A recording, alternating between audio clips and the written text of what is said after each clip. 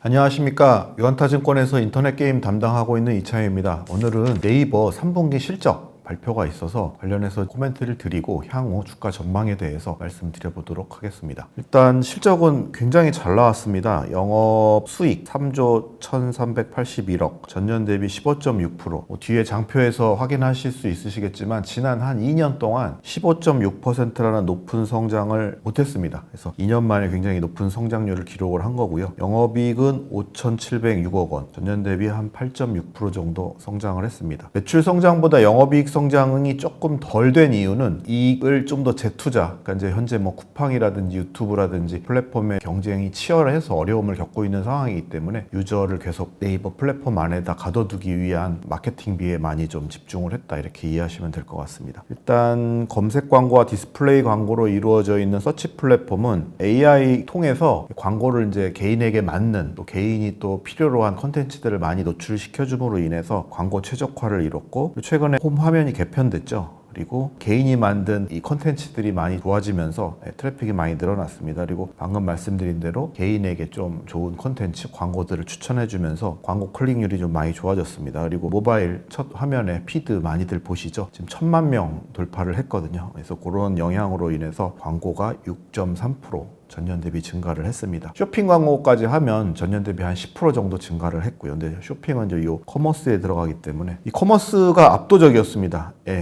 지난번 말씀드린 대로 수수료를 한 2배 가까이, 그러니까 2%짜리는 4%, 1%짜리는 2%, 2배 가까이 수수료 인상을 하면서 굉장히 큰 매출 성장을 이뤘습니다. 잠깐 좀 짚고 넘어가면 요게 이제 커머스 중에서도 판매하면서 받는 수수료 부분인데, 요게 5,589억 했는데 보통 한 20%씩 성장했었잖아요. 그리고 최근에는 10%대로 주저앉았었는데 39.7%라는 어마어마한 성장을 기록했습니다. 작년 같은 기간에 대비해서 한 1,600억 정도 증가를 했다 보시면 될 것 같습니다. 그러니까 뭐 자연 성장으로 20%, 10%씩 성장을 한 거 감안을 해도 순수하게 수수료 증가로 인해서 발생한 효과는 1,000억 이상 발생을 하겠다. 그리고 요거는 계속 장기적으로 수수료를 낮출 가능성은 매우 적기 때문에 현재 수수료만 유지가 돼도 매 분기 종전보다 1,000억 이상의 매출 증가 효과가 발생하겠다. 이렇게 좀 이해하시면 될 것 같습니다. 그리고 핀테크는 12.5%, 외부 결제가 많이 좀 증가를 하면서 두 자릿수 성장 계속 이어갔고요. 웹툰 11%, 스노우 24%,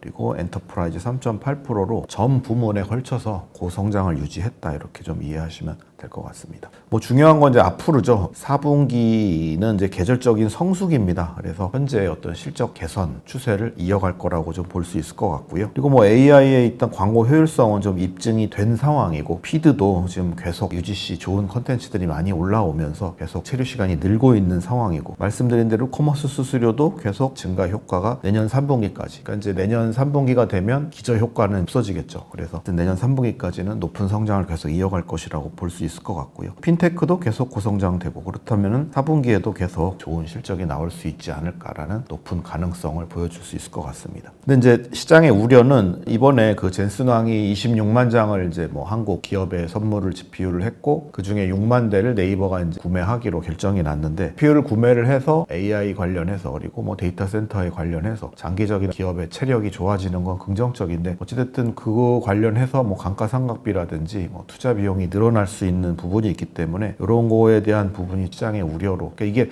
당장 돈으로 수익으로 연결될 수 있는 부분은 아니기 때문에, 근데 이제 쇼핑에서 발생하는 엄청난 수익 증가가 이런 부분을 좀 만회할 수 있지 않을까라고 볼 수 있을 것 같고요. 2026년 시장 기대치를 상회하는 실적은 일단 커머스에서 발생하는 부분은 시장이 아는 거고, 또 거기서 발생하는 수익은 GPU 구매를 통한 인프라 비용 증가와 상쇄가 될 것이고, 마케팅 비용이랑 상쇄가 될 것이고, 나머지 부분은 지금 네이버가 AI 브리핑 사용자 비중이 지난 분기 8%에서 20%로 확대됐거든요. 근데 이게 해외 사례를 보면 중국의 바이두, 일본의 야오제펜은 AI 브리핑 같은 이런 요약해가지고 검색 결과를 보여주는 게 검색 쿼리를 줄여서 검색 매출을 오히려 줄이는 효과가 나타났거든요. 근데 미국 구글 같은 경우에는 AI 오버뷰라고 하죠, 아마 구글에서는. 그 부분이 오히려 이제 사람들이 더 그 클릭을 많이 유도하게 함으로 인해서 검색 매출가 증가했거든요. 근데 이제 네이버는 내년에 어떻게 나타날 것이냐, 이게 좀 추가적인 어떤 시장의 기대치를 상회 상회하느냐 하회하느냐 여기 키포인트가 될 것 같고요. 그리고 나머지는 이제 뭐 피드 사용량이랄지 AI 추천의 어떤 효율성 이런 부분들이 얼만큼 매출과 연계되느냐에 따라서 시장 기대치를 넘어설지 하회할지 이런 것들이 좀 근거가 될 것 같습니다. 근데 이제 이거는 사실 예단하기가 쉽진 않고, 왜냐하면 어느 정도 기대치가 있기 때문에. 제일 중요한 건 지금 논의 중에 있는 네이버 파이낸셜하고 두나무하고 스테이블 코인이라든지 핀테크 관련 사업의 어떤 협력,